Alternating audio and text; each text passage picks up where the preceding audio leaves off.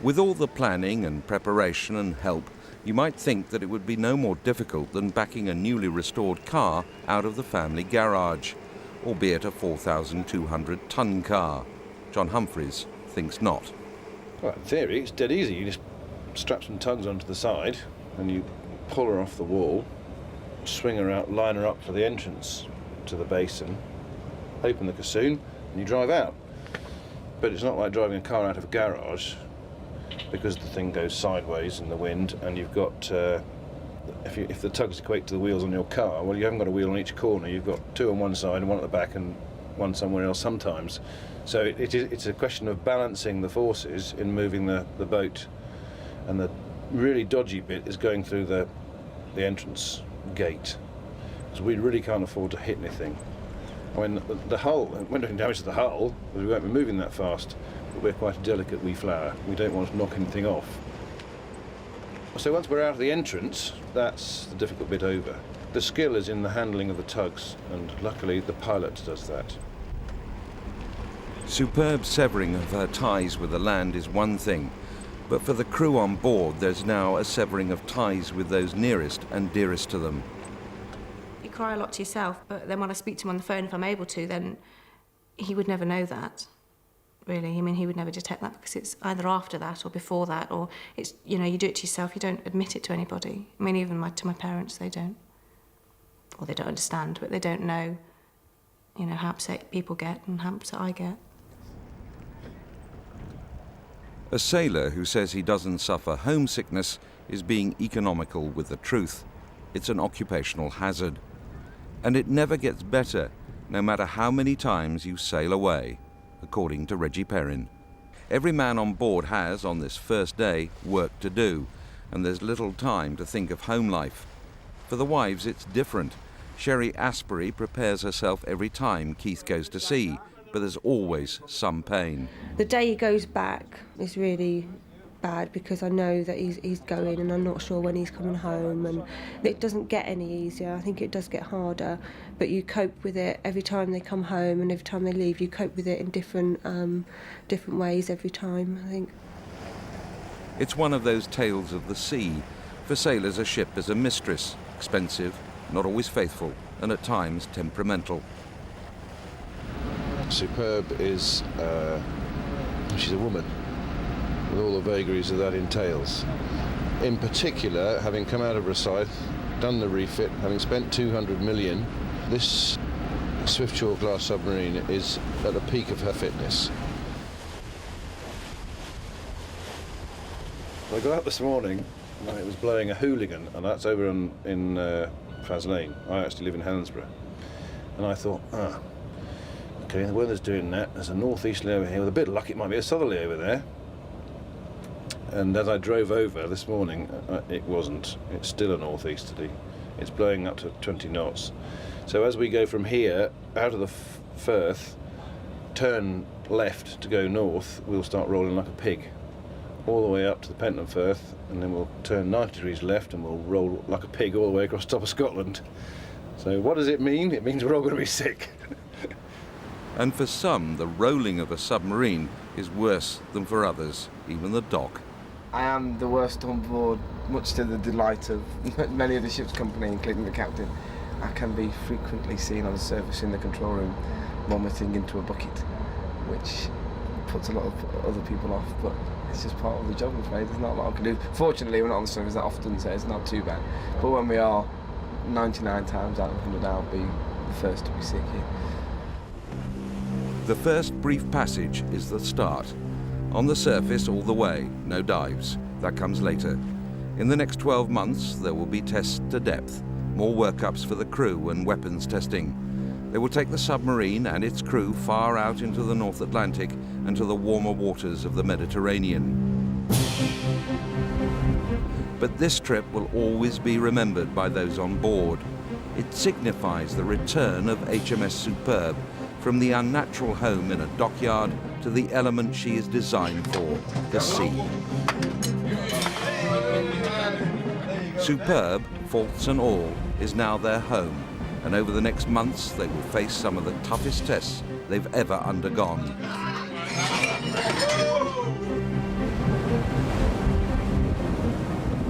But now they believe that the hunter-killer is up to anything that's thrown at them.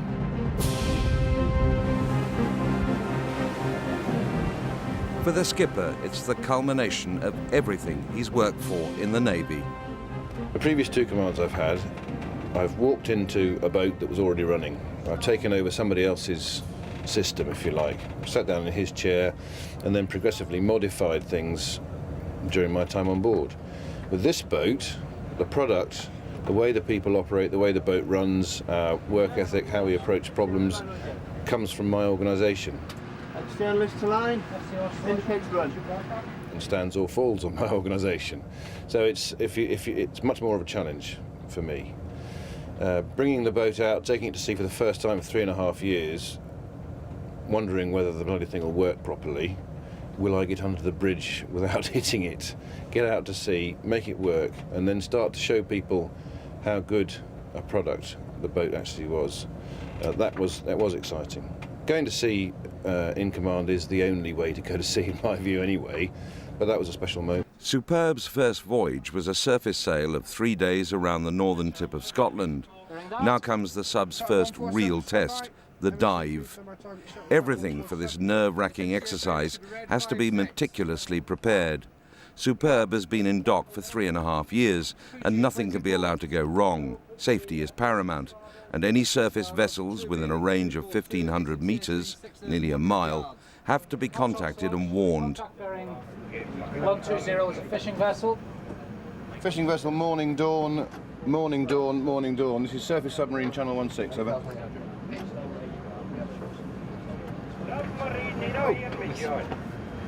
Robert, is that you, over? Was that young Smith I heard on Channel 8 transmitting continuously as usual, over? No, no, young Smith. You mean old Smith? You should see him all. The mood is relaxed, but there is an underlying tension. Commander Humphreys has years of experience in submarines. He has always wanted a career in the Navy, but there was something about the trade that drew him in. I joined the Navy because I got a place at university, because I passed the interview board and because I was physically capable of doing the job. Went to university, did my training time in general service and decided that in surface ships. And as a young, impressionable, arrogant sod, decided that I wasn't going to fit in general service and started to look around for something else, something more. You only get one shot at this life, so I thought, I want to be an elite. I have a mild form of hay fever, so I couldn't be a pilot. Anyway, silk scarves don't suit me, so submarines was my first choice. I joined submarines in 1979, so I've been doing it 20 years now, on and off. So it was an accident, really. But the thing that attracted me from the start was actually, I thought, for me, for my character, I had the best chance of achieving command, which in my branch is what it's all about. It's the only job worth doing at sea, as far as I'm concerned. The trade is all about taking submarines beneath the surface, and that is about to happen. Diving stations.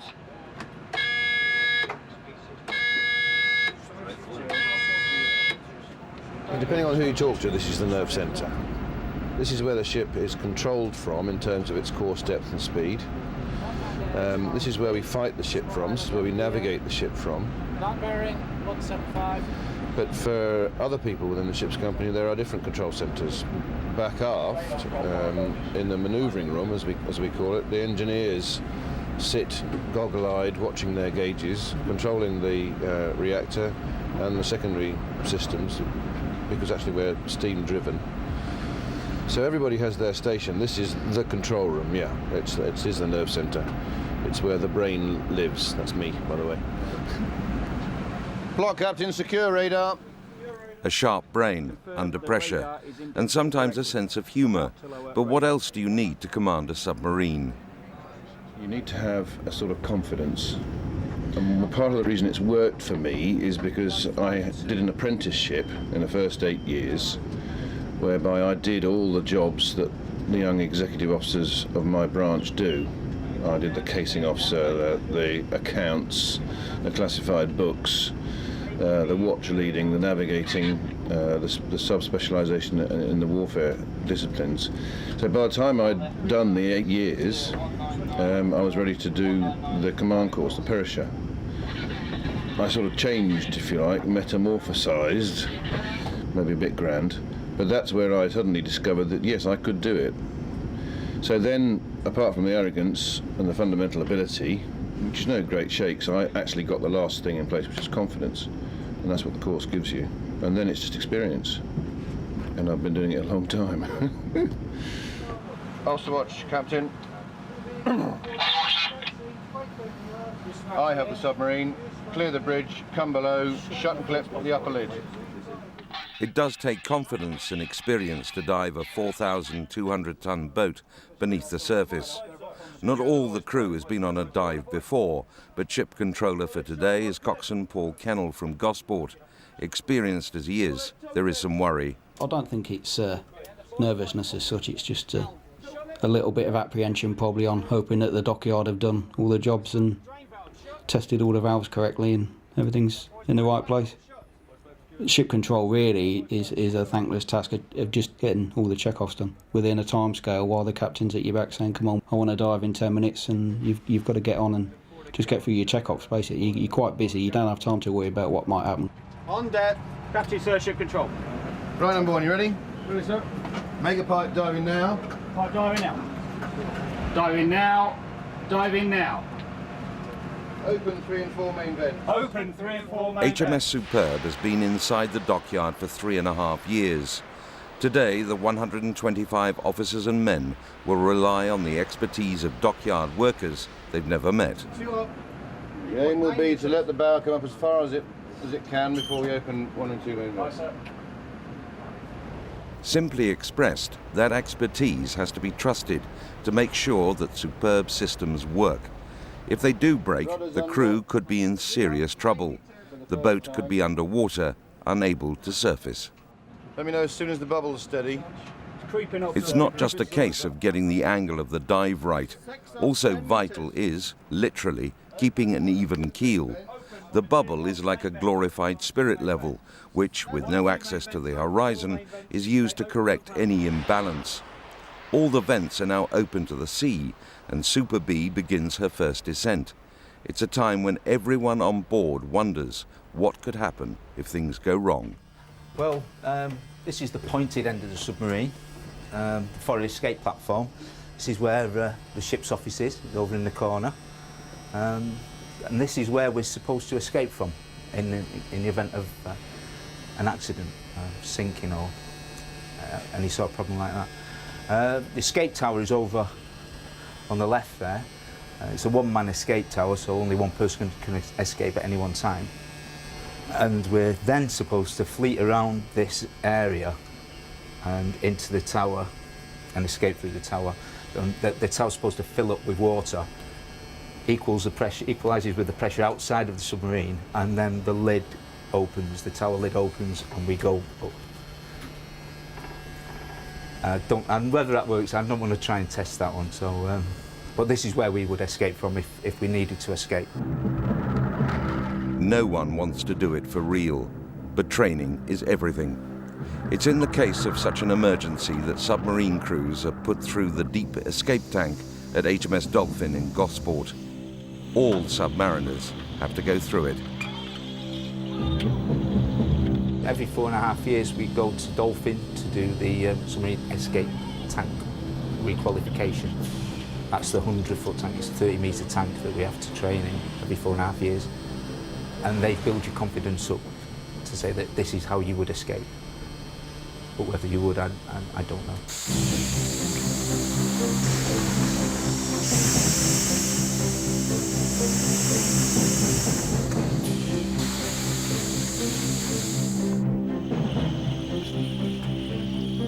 It's not a thing any of us would wish to do. Another of Superb's crew, Petty Officer Doc McGonigal, went through his emergency training at Gosport, and he got the bends, a potentially lethal condition.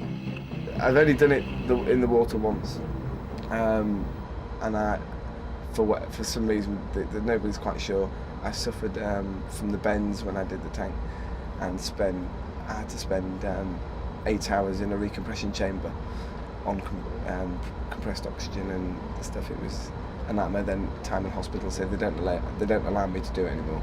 I just have to go and splash around in the swimming pool instead of going in the water. So we've got a doc that works on a submarine who's seasick. He's got the bends. Yeah. Do you like the sight of blood? I don't mind that actually. Yeah, that's not too bad. You get used to that. The other things I can deal with that, but the seasickness and that's a bit different. On her way down for the first time, it's up periscope. The captain's eyes when the submarine is stalking its prey. He's not happy with his lenses. Can we clean the periscope windows before we dive? Yes, sir. Yes, sir. Check. Clean. What do we clean it with? Brillo pen? The dive is what makes the submarine so radically different to any other warship. The bow's not coming down as fast as it ought. Put some water into the boat and trim it for us. It defies all the laws that govern surface ships, or skimmers in submarine parlance. Level bubble, 10.4 metres. Shut 3 and 4 main vents. It purposely sets out to sink itself by replacing air in its tanks with seawater.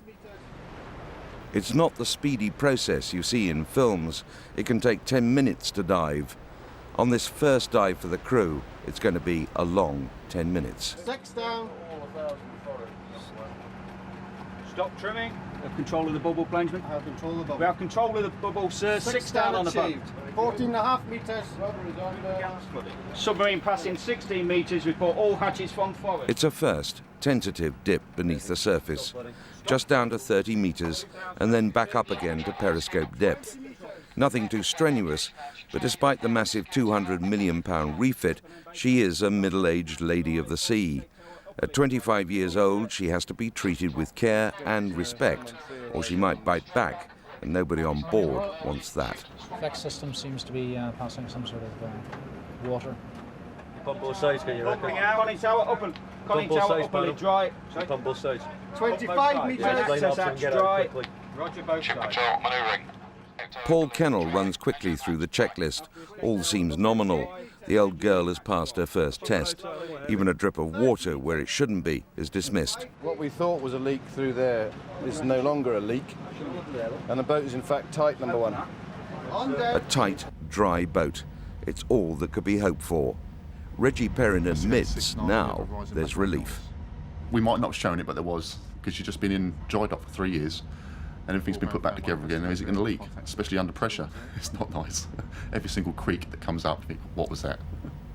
Commander Humphreys is going to rely on information below the surface from Reggie's station in the sonar room. Ops controller. New passive contact on a bearing of 210. Cut. When the submarine's dived, us in here do become the eyes and ears of the submarine. If you can imagine you're listening to an orchestra, that is what we're doing at the front here. We're listening to a whole orchestra here, which is what your ears are listening to. Now, if you can appreciate, the ear can't hear everything. So we've got special equipment in here, which is tuned to different frequencies to listen to things that the ear can't hear. So that's why I mentioned the orchestra. If you've got the whole orchestra playing, that's what we're listening to at the front, which is a whole lot of noise coming in. And we separate that into little bits. And then, if we want to listen to one particular part of that orchestra, say the flute section, I have other sonar equipment within this sound room who will listen to just the flute section of that orchestra. At the moment, we're listening to the whole picture now. We're listening mainly to, there's one just went off then, seismic explosions. Because what that is, there's a survey vessel is out surveying the ocean bed. The operator now is just trained onto a fishing vessel, which if you listen carefully, you can hear the beat of the propeller going around and the actual noise of the diesel engine. Now if I wanted to, I could separate that engine noise from the propeller noise and work out what speed that engine's doing, whether it's a 2-stroke or 4-stroke engine, and also how many pistons it's got. And when it comes to hunting for another submarine, that's a whole different ball game. That's when we've got to bring in our other sonar systems we've got in here to look for that particular one noise in the water amongst all the whole noise altogether. It's like looking for a needle in a haystack when you're looking for a submarine, but we have the capability, as they say.